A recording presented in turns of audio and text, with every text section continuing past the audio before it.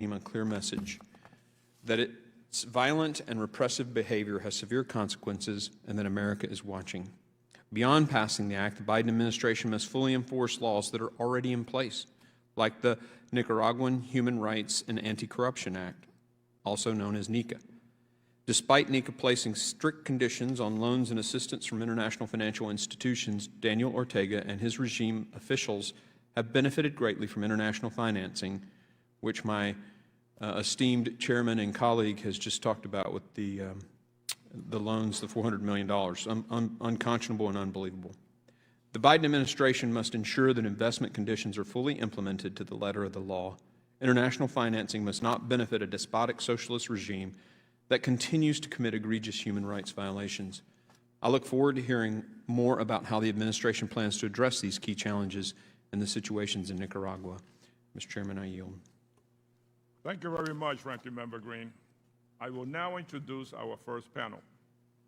Ms. Emily Mendrala serves as Deputy Assistant Secretary covering Central America in the Bureau of Western Hemisphere Affairs at the Department of State.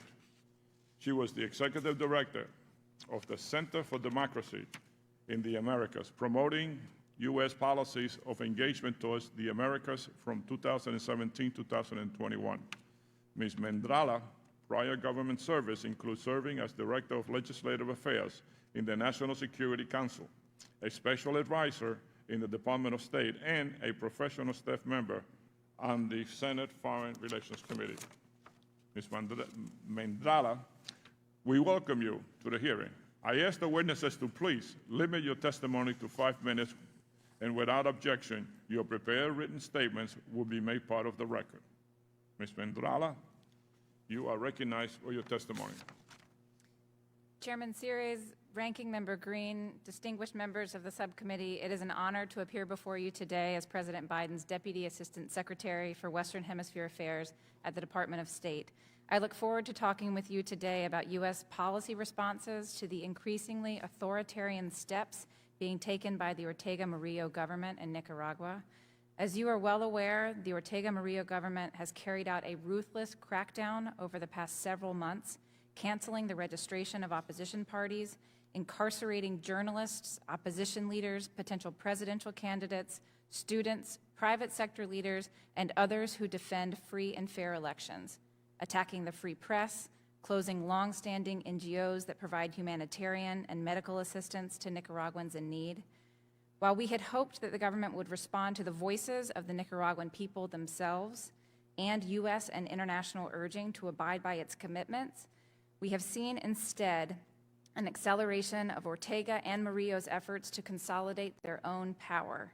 As Secretary Blinken stated on August 7th, quote, "The United States views the regime's latest undemocratic authoritarian actions driven by Ortega's fear of an electoral loss as the final blow against Nicaragua's prospects for a free and fair election later this year. That electoral process, including its eventual results, has lost all credibility," end quote. In the face of sham elections in Nicaragua, we and our international partners must continue to denounce and push back against the Ortega Murillo government's anti-democratic rule, as well as its use of Russian-inspired laws to carry out repression. We must demonstrate that these practices have no place in our hemisphere. We have called repeatedly on the Nicaraguan government to release all political prisoners immediately. We hold President Ortega and Vice President Murillo and those who carry out their authoritarian orders responsible for the detainees' safety and well-being. Every day in August, we highlighted on social media the personal profile of one of the recently detained Nicaraguan political prisoners, drawing widespread media coverage in Nicaragua and in international press to their cases and spotlighting the regime's repressive tactics. These individuals have taken enormous risks and made enormous sacrifices in their efforts to demand genuine democracy in Nicaragua, and none deserves the mistreatment and injustice they are now suffering. The department has taken strong actions already to impose consequences on the Ortega Murillo government. We have worked with the Treasury Department to impose sanctions on those implicated in carrying out the government's crackdown. As of September 14th, 2021, the United States has sanctioned 31 individuals and 8 entities under our Nicaragua and Global Magnitsky sanctions programs, and the department has applied visa restrictions to 169 Nicaraguans in response to the political crackdown and the application of sham laws that ensure the November election will not be free, fair, transparent, or reflective of the will of the Nicaraguan people. We are working with the international community, urging our neighbors and partners in the region and beyond to join us in multilateral fora to send a clear signal to the Ortega Murillo government that democracies in the hemisphere will reject these repressive actions. Following advocacy by the United States and our partners, the OAS issued a strong resolution on June 15th, backed by an overwhelming majority of 26 member states, which condemned the Ortega Murillo government's arrests and called for the immediate release of political prisoners. At the UN Human Rights Council, we were pleased to be one of 59 governments that called for the release of prisoners on June 22nd. We are also working closely with the EU, Canada, and the UK to coordinate additional targeted measures. We were pleased that Canada announced on July 14th targeted sanctions on 15 Nicaraguan individuals, and we welcomed the EU's August 2nd announcement of sanctions on 8 Nicaraguan individuals, including Vice President Murillo. These joint actions have further isolated the Ortega Murillo government. Through USAID, we continue to support Nicaraguan civil society, independent media, and human rights defenders. Our continued support assures Nicaraguans that the outside world has not forgotten them. In conclusion, the Department of State stands firmly with the Nicaraguan people in their desire for genuine democracy, and we will continue to pursue bold actions in response to the Nicaraguan government's failure to uphold fundamental freedoms and respect for human rights. Thank you again for the opportunity to appear before you today, and I'm happy to answer your questions. Thank you for your statement. And we will now go to questions. The NICA Act of 2018, which I wrote with Congresswoman Ileana Rose-Layton, was intended to restrict Nicaragua's access to loans from international financial institutions, except for funds to address basic human needs. But the Ortega regime has received more than $400 million in recent months from the World Bank and IDB. I guess my question to you is, are we using our voice? Is the administration using its voice and vote with the international financial institution to oppose loans and other financial assistance to Ortega? Because I have to tell you, it's very upsetting to me that we do all this work here, we ask the administration to put sanctions on different people, and yet the IMF, which we probably contribute the largest amount of money, or if not one of the largest amount of money, they seem to just ignore what's going on in Nicaragua. And I have to it really is. I intend to write a letter to the IMF, and hopefully we'll have it before this committee, because this is not acceptable. I mean, I don't know if there's any transparency with the money that they get. I don't know what they use it for. I don't know if the IMF knows what they use it for. But there are clear signs that this regime is not interested in going by the law. So my question to you is, are we paying attention to what's going on with the IMF and the loans to Nicaragua? Thank you, Mr. Chairman, for the question. Yes is the answer. We are using our voice and our vote in every opportunity in front of multilateral institutions to oppose lending to the Ortega Murillo government. We will continue to use our voice, vote, and influence to advocate against lending from international financial institutions to the Ortega Murillo government, and we will also continue to collaborate with international partners where appropriate, EU, Canada, and others to do the same. But how is it that they get such a large loan? The specifics of the IMF loan, as I understand it, was an expansion of special drawing rights. It was a global expansion. And I can assure you that when given the opportunity, the U.S. is using its voice and vote to oppose. Well, you know, earlier this year I introduced the Renacer Act, which passed unanimously out of committee. The bill requires targeted sanctions coordinated with the international community to advance elections in November. I also will expand oversight of loans from international institutions. Will passing this legislation provide the Biden administration with additional tools to address the political crisis in Nicaragua? I mean, if we pass this act, is it going to help you, or is it going to be the same old status quo? First of all, I want to thank you for the partnership that you and others on this committee have demonstrated and collaboration in addressing the authoritarian trends that we're seeing in Nicaragua. We are familiar with the Renacer Act. We welcome the bipartisanship. We welcome all constructive efforts to hold the Ortega Murillo government accountable. And we are committed to continuing to, as we just discussed in the last question, use our voice, vote, and influence to advocate against lending in international financial institutions. And we look forward to continuing to work with you, and especially if the Renacer Act is passed in this chamber, to continue to use the tools that Congress has given us to hold the Ortega Murillo government accountable. Do you have any recommendations for us that we could continue to put more pressure on this government to make sure that, you know, there were free, fair elections and doesn't treat its people like it's treating? Do you have any recommendation that we can do here in Congress that you can support, so we can support democratic aspirations in Nicaragua? Thank you for that question. One of the most important measures over the last several months has been an OAS resolution that passed in June with 26 member states supporting it, that called to account the Ortega Murillo government for actions that were happening in Nicaragua.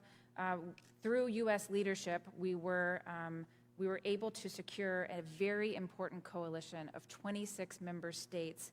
The resolution that was adopted stated that the measures adopted by the government of Nicaragua do not meet the conditions for transparent, free, and fair elections to which all member states have committed under the Inter-American Democratic Charter, which calls into question the legitimacy of the November elections. This was an important move. It was very important for the OAS to put forward a clear and credible and strong response to the actions that we were seeing. And we continue to work with governments throughout the region, through the OAS and otherwise, to continue those strong statements and measures of accountability, and we welcome Congress's partnership.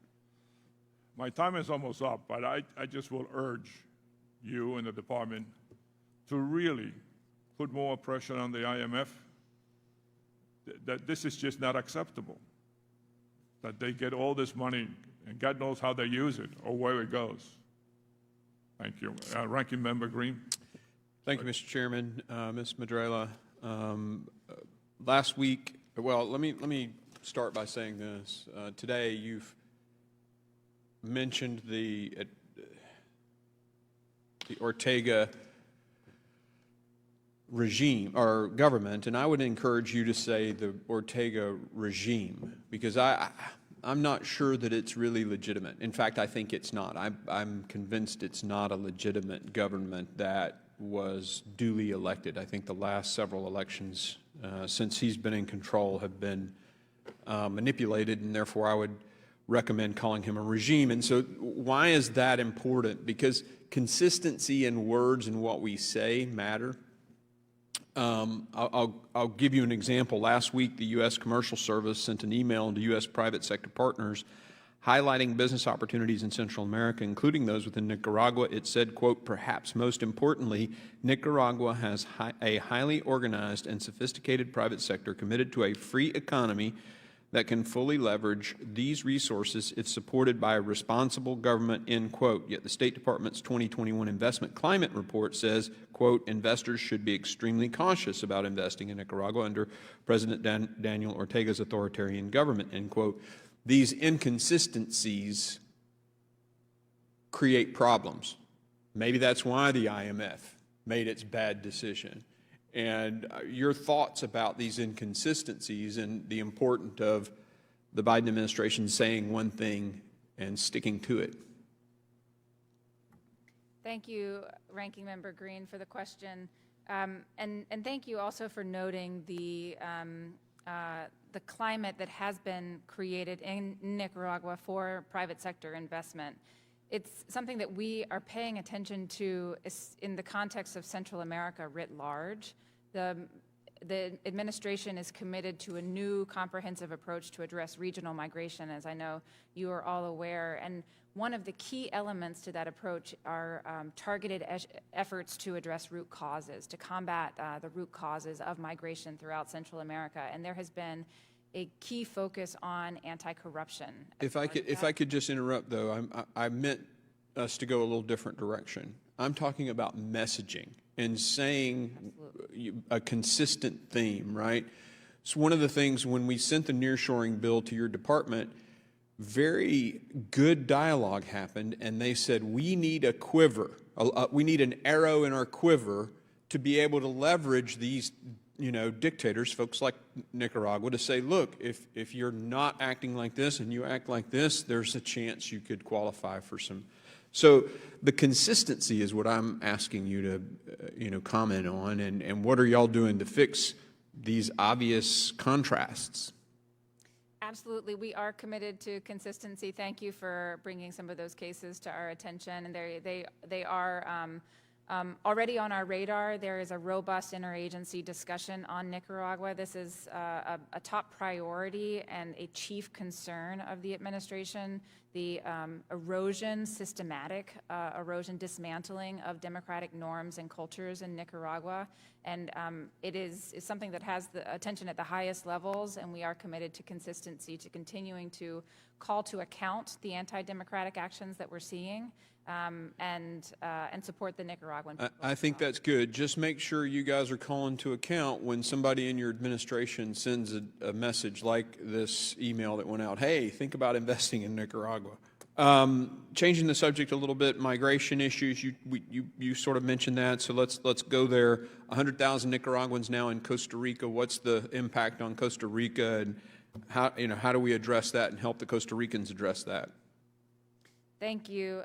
I was in Costa Rica in early June at a regional migration conference, and it was clear that there are large flows of Nicaraguans arriving to Costa Rica. This has been the case not just in 2021. It also occurred in the wake of the 2018 political crackdowns in Nicaragua as well. Costa Rica is a very important partner for us in the region, especially on the topic of regional migration. We are committed to work with them. There are several programs through the Department of State, through our Bureau of Populations, Refugees, and Migration that are working in close partnership with international organizations and the Costa Rican government to address these challenges. It's a concern. And if I may, to finish my thought on on anti-corruption and why it is such a chief focus of ours, I think you could have seen a scenario, and we did in many respects see a scenario 5-6 years ago, where some may have given the Nicaraguan government a pass. They said there's relative security and it's a relatively stable investment climate. But we see now that would have been a very bad bet because of the anti-democratic actions. And it's reason why anti-corruption is such an important underpinning for all of our work in Central America, because we have to have that foundation in order to see the efforts to address root causes really prosper. And you're making my point, if I can, Mr. Chairman, very quickly about the need for consistency from the administration. Okay. Thank you. Thank you, Ranking Member. We will now hear from Member Joaquin Castro for 5 minutes. Thank you, Chairman and Ranking Member. Thank you for organizing this hearing today. I want to take this opportunity to express my support for the thousands who have been the victims of Ortega's brutal crackdown on human rights. In the last few months, he's broken vital norms and institutions of democratic practice, and the upcoming November 7th elections will be neither free nor fair. I think it's necessary that the United States stands up to this threat to freedom in the region and stands behind those fighting to bring democracy back to Nicaragua. Since June, the Ortega regime has arrested dozens of political opposition, civil society, and business leaders, including Cristiana Chamorro and Ambassador Aguirre Sacasa. Some have been forcibly disappeared for weeks without their families being notified of their whereabouts, while others have been forced to flee the country for fear of imprisonment and torture. So my first question is, what is the U.S. government doing to push for the safe release of these political prisoners? Thank you, Representative Castro, for the question. We share your concerns, and we share the concerns of so many that have watched this repression take place and followed the grave humanitarian situation of many of those who are unjustly detained in Nicaragua right now. We are speaking out in strong terms in condemnation of these political arrests. We are expressing concern at the fact that some of the prisoners are being held incommunicado without the medicine that they need. We have called for access to the political prisoners by their family members and legal representatives, as well as for needed medication. We launched a social media campaign in August that highlighted the plight of Nicaraguan political prisoners and their families that garnered media attention in Nicaragua and throughout the international press. And more broadly, we're using the diplomatic and economic tools at our disposal to promote accountability for President Ortega, Vice President Murillo, and other actors in Nicaragua who are complicit in this wave of repression. Well, with every political opponent either imprisoned or forced to flee, the signs point to Ortega being elected for a fourth term on November 7th. Should this election continue to occur under unjust and repressive measures, how will the administration change its engagement with and public stance on Nicaragua? Thank you for that question. We have long urged Nicaragua to listen to the Nicaraguan people, abide by its commitments to implement electoral reforms, and allow free and fair elections. And it is clear that the Ortega-Murillo government took steps to consolidate its own power instead. We have already noted through Secretary Blinken's statements that the United States views the regime's latest undemocratic authoritarian actions as the final blow against the prospects for free and fair elections later this year. The electoral process has lost all credibility. We will continue to work through the OAS, work with our partners in international fora, and we will continue to review the U.S. relationship with the Ortega-Murillo government following those elections. No, well, thank you. And I have one final question on this very important issue of political prisoners and democracy there. You mentioned multilateral institutions and partners. Have we seen any particular nations step up to be helpful in putting pressure on Nicaragua to release these political prisoners? Who has stepped up?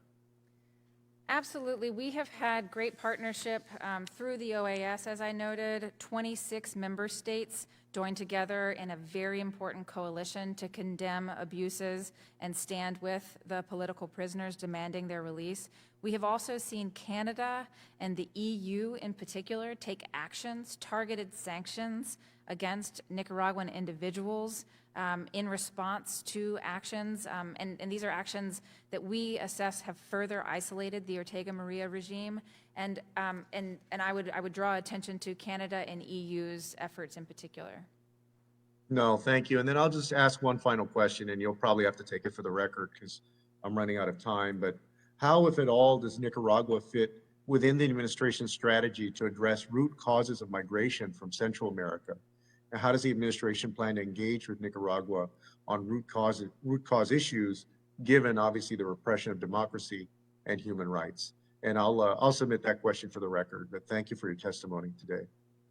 Thank you. Thank you, Congressman.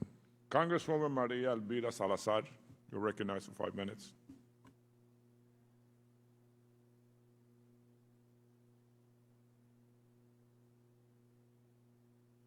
Wonderful to see you again, Emily Medrella, and I want to thank you because you always took my phone calls when I was begging you to give visas to 2 sick children, Luis Orlando Rodriguez and Hector Trujillo. So I'm indebted to you for that. But I also need to tell you that I am very embarrassed.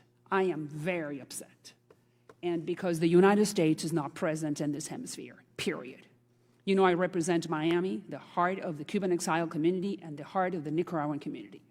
And when you tell me that you are working through social media to denounce the Ortega administration, I'm only full of anger because of the people that I represent. It burns like acid on our skin, and I just want to share that with you. Where is the Biden administration? I just have 3 names here that I want to share with you. Maybe people do not recognize who this guy is. This is Arturo Cruz, who was ambassador for Ortega to Washington. He is in jail. He's lost 30 pounds. This guy, Felix Maradiaga, has been tortured, psychologically tortured. And here we have Chamorro, who we do not know what's really happening with him. So not only we have abandoned these people, the Biden administration has abandoned these people, but like my colleague said, no, we're helping them. In August, the IMF gave $353 million to the repressive apparatus. Did you know about that loan? $353 million to Ortega last month? Did the State Department know about this? Just yes or no?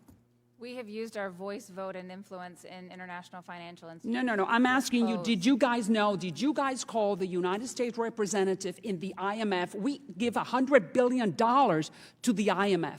Did you guys call the IMF and said, no, we cannot do that? Did you do that, yes or no? We oppose lending through international financial institutions. So that means that the Nicaragua executive and director did not pay attention to what the State Department was telling them not to give a loan to Ortega for $353 million.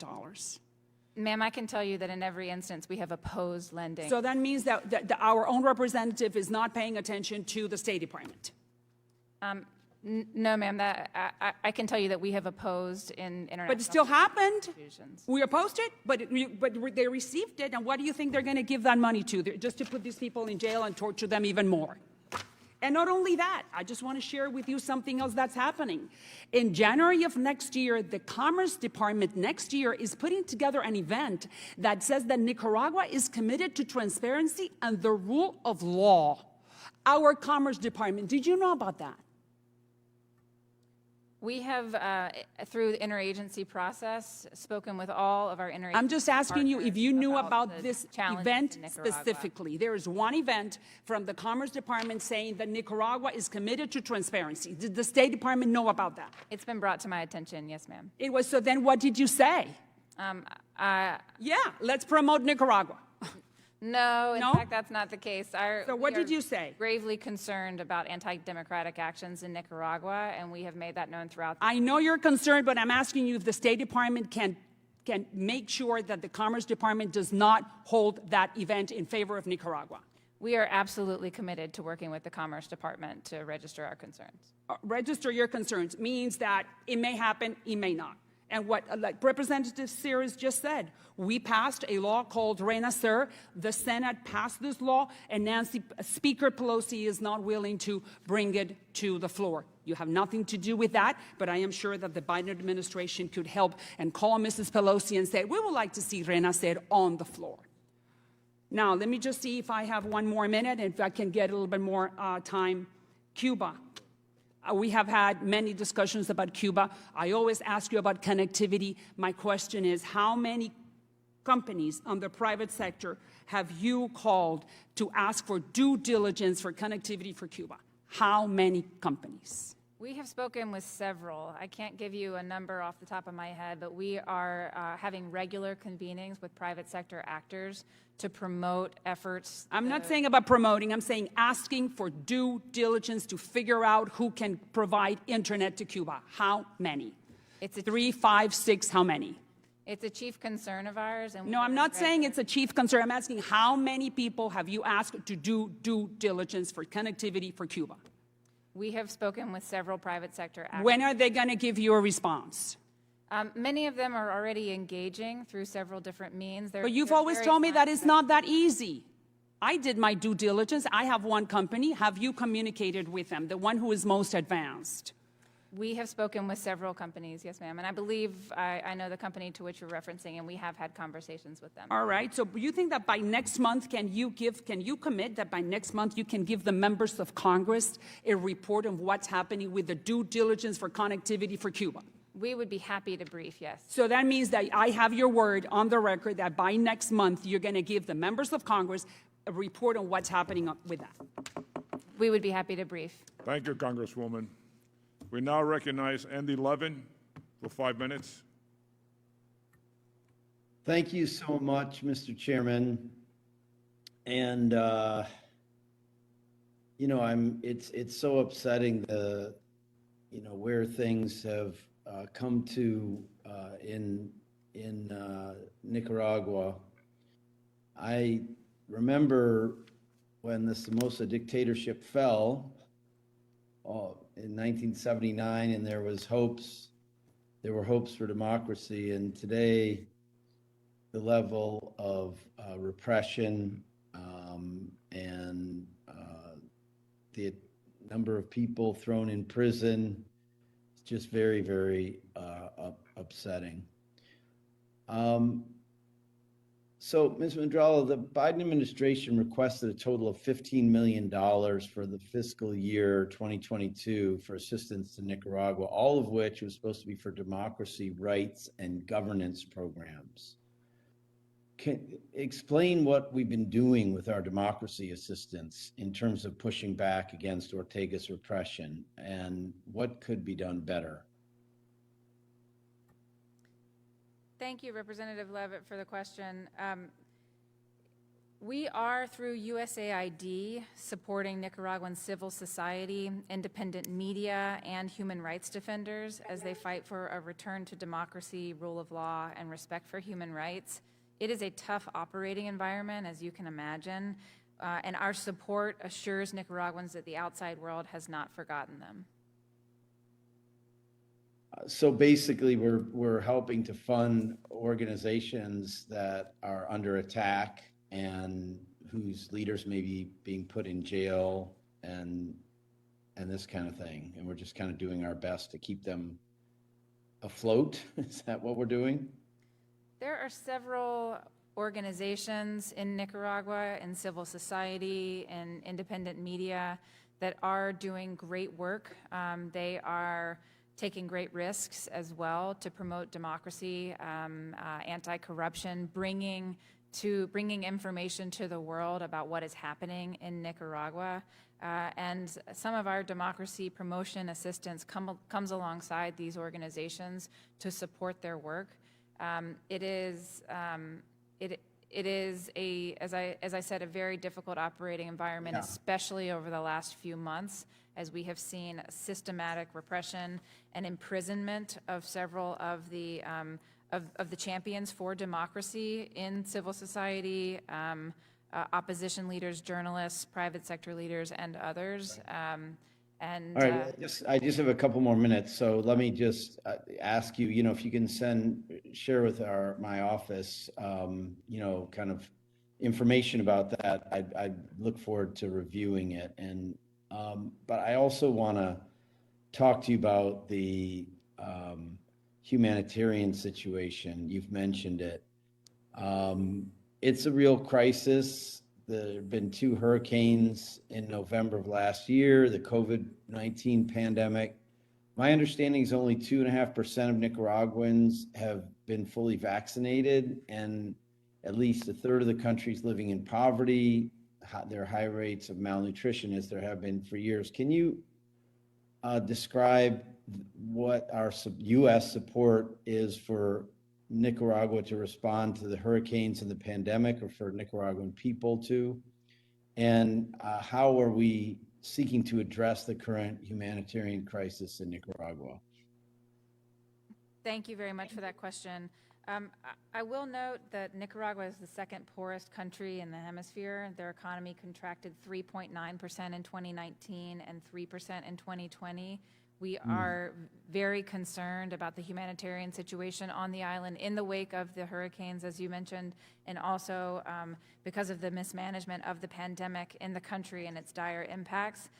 With respect to vaccines, in early June, President Biden announced that the United States will donate 500 million Pfizer vaccines to 92 low and middle income countries and the African Union. It was a historic action that will help supercharge the global fight against the pandemic. Nicaragua is one of the countries receiving vaccines under the COVAX mechanism, and it's eligible to receive this donation. It's another example of support for the Nicaraguan people. While at the same time, how many vaccines have we donated, and how many have been actually distributed? You called Nicaragua an island a minute ago. I think you were referring to the poorest country in the hemisphere, Haiti, where distribution is a huge problem, and a very small percentage of the 500,000 doses that we sent there have been distributed. What's the situation in Nicaragua as my time expires? Thank you for that question. I'm happy to get back to you with specifics about vaccine distribution. To my knowledge, the vaccines have not yet been distributed, but Nicaragua is eligible to receive the donation that the United States made to COVAX. Okay, thanks, Mr. Chairman. I'll yield back. Thank you, Congressman Levin. Now we recognize Representative Juan Vargas for 5 minutes. Thank you very much, Mr. Chairman. I appreciate the opportunity, and I in particular want to thank the witness here today. I would, at the outset, note that in the Renacer bill, we actually call the Ortega government the Ortega government. So we should be consistent ourselves. If we want to call them the Ortega regime, we should call them the Ortega regime. But anyway, so the only reason I say that is because I think Deputy Assistant Secretary Emily Medrada is just simply following what we wrote. I'm also on that bill. I am very disappointed with what has happened in Nicaragua. I was a young Jesuit missionary back in 1986, and I went to Nicaragua, and I was there at the UCA, the Universidad Centroamérica, and stayed for 2 weeks on my way to El Salvador, where I was then stationed for a much longer period of time. And Nicaragua was very poor. Obviously, it was coming out of what had happened with Somoza. And the tragedy is it seems to be exactly the same again. I mean, you have a dictator there, and this dictator is enriching himself and impoverishing his people. He's once again, just like Somoza, using incredible repression, violence against his own people. I do want to ask you specifically, if I could, Ms. Mandrala, about the university there. The rector of the university is a priest by the name of Chepe Iliaquez. I had received information from the Jesuits of Central America that his life was in danger a number of times. That he was out there protesting and helping some of these students who were being shot, and he was bringing them to the rectory and bringing them to the university. Could you give me more information on that? Thank you very much, Representative. We share your concerns and the devastation for events in Nicaragua, for anti-democratic actions, and the impacts on the people. I think it's really important that we keep centered the human aspect of this, the consequences that Nicaraguan people are facing. On the specific case of the university there, I am familiar with the university, but not the specific security concerns of the rector. I would be happy to follow up with you after this hearing to get additional information, provide information that we know through our embassy, and also discuss ways that we can be helpful. Well, I'm very concerned about it, just to be frank. I was in El Salvador after Nicaragua, and of course they killed a lot of the Jesuit priests there. They were able to go into the rectory. The name of the university is the same. It's Universidad Centroamérica, although it also has an addition, Simón Cañas, in El Salvador as opposed to Nicaragua. And I'm very concerned because the university and this rector have spoken out about the evils of this regime, and in doing so, I think has put themselves in harm's way, and we certainly need to do all we can to help them. And again, I do look forward to that briefing from you. I'm very, very concerned about Chepe and the university there. Lastly, I do want to ask, I mean, it does seem to me rather odd that with all the repression, torture, the murder, the disappearance, we're giving these guys money through the IMF. That just doesn't make sense. I mean, this money wasn't going specifically towards the pandemic, was it? I mean, it seems like they were using it for other items and other purposes. Thank you for the question. As I understand it, this was an expansion of special drawing rights, and it was a global expansion. And as I've noted, we take very seriously our responsibility, and we are at every opportunity using our voice, vote, and influence to advocate against lending through international or financial institutions to the Ortega Murillo government. We'll continue to do so, and we have taken note of strong congressional opposition to the recent IMF loan, and we will certainly, through our good offices at the State Department, make those concerns known. Ms. Mandrala, do we have the ability to veto a drawdown like that from them? As the Sir, I largest, do not know the answer to that off the top of my head. My suspicion is no, but I'll take that back and get back to you. Thank you very much, and I really do appreciate you being here, and I'll look forward to getting back to you about the university. Thank you. I yield back, Mr. Chairman. Thank you, Congressman Vargas. Well, thank you, Ms. Vendrala, for your testimony, for answering the questions. I look forward to working with you in the coming weeks and months to do everything we can to support the democratic aspirations of the Nicaraguan people. But we will be following up on this issue of the loans from the IMF because it's really not fair to the people of Nicaragua. It was supposed to go to vaccines. You know, obviously you're telling me that you don't know much of any type of programs to vaccinate the people of Nicaragua. So where's the money going to? So I thank you for being here, and I will recess for a few minutes for the second panel to take their seats. Thank you very much. Thank you, Mr. Chairman. Oh, I'm sorry, you want to say anything? No.